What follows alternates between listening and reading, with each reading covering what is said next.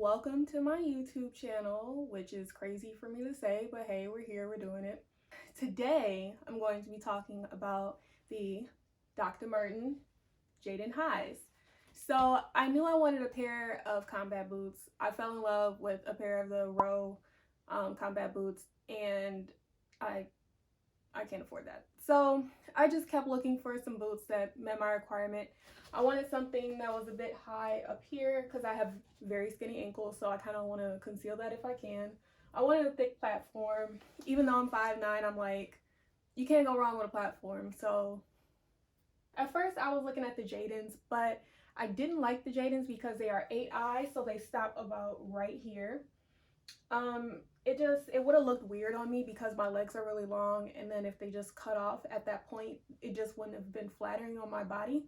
So I looked at the Jadon highs. I'm like, oh my god, this is it. This is what I want. So I knew that's what I wanted. This was about the beginning of October when I figured out that I wanted them. So I'm like, okay, you know what? I'll just wait till Cyber Monday comes around. Cyber Monday, Black Friday. And I waited, and they had a 25% off sale at the Dr. Marten store. Now, the Jadon highs are not as common. They're actually a newer shoe, so they're only sold on the Dr. Marten's website, I think, and Nordstrom, and maybe like one other site. But Nordstrom's Black Friday, Cyber Monday deal was not it, so I just went with Dr. Marten's. So I am a true 10.5 in women's. Usually a 10 is too small and 11 is too floppy. So I did get a size 10 in these. I was very scared when I pulled them out because I'm like, oh my god, they are massive. And when I say they are massive, they're a massive shoe, and they are heavy. So not gonna lie, the breaking in process is kind of difficult. I wore them maybe for about between 4 to 6 hours at a time, and I alternate days because leather is like, it's a skin, it's gonna wear out.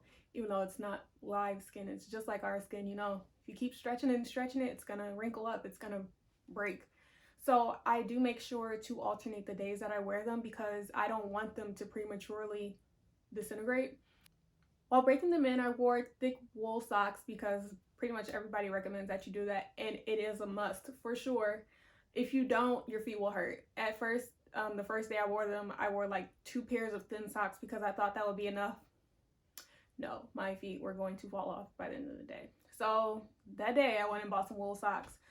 At this point, they are pretty comfortable. There are some spots that rub up against your foot on these. So like on the inside, which I'm showing here, it rubbed up against my foot when I was wearing the shorter socks, and it kind of left a mark on my leg. So it's a little like plasticky part on the inside that I would make sure if you're like wearing crew socks are a little higher. I did skip a lace hole. It makes it easier for the shoe to flex in and out. So, you know, as you're walking, your foot's flexing, you want the shoe to flex. Now, this is a tough shoe, so it's hard to flex.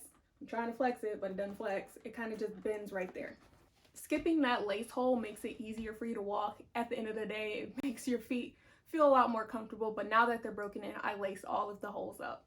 Since I am a 10.5, I'm gonna say with the wool socks, my toe is like right at the end, but I'm not experiencing any pain with that, like with it rubbing up against at the end of the shoe. But an 11 would have been way too big. Dr. Martens suggests that you size down if you are a half size, and I completely agree with that. Especially, I am a true 10.5. Like I wear a men's 9, which translates to a women's 10.5. Perfect for me. So definitely size down if you're interested.